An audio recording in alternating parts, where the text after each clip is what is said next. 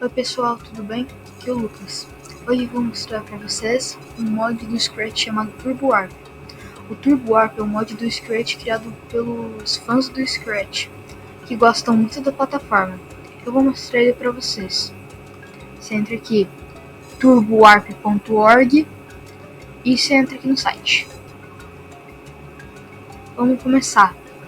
Já dá para ver aqui que o site é bem diferente do Scratch original. Você tem umas configurações aqui, 60 FPS, de várias coisas aqui para você personalizar seu jogo. E uma das coisas que o Turbo Warp brilha são as extensões. Porque olha o tanto de coisa que tem aqui.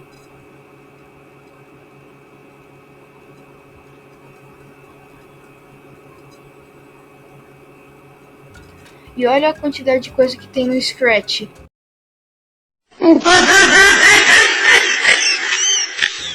Nem se compara. Mas enfim, eu vou mostrar para vocês mais uma coisa aqui. Você consegue aqui exportar seu projeto.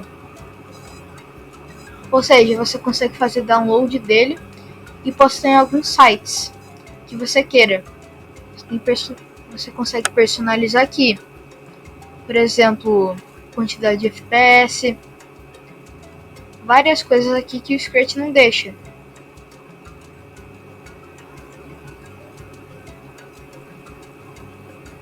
E aqui, quando você achar que está tudo pronto, você clica aqui nesse botão, escolhe o arquivo que você quer e seja feliz no jogo que você quer postar.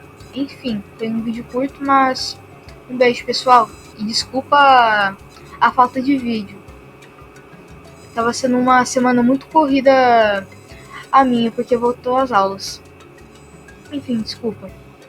Um beijo, tchau. Um abraço.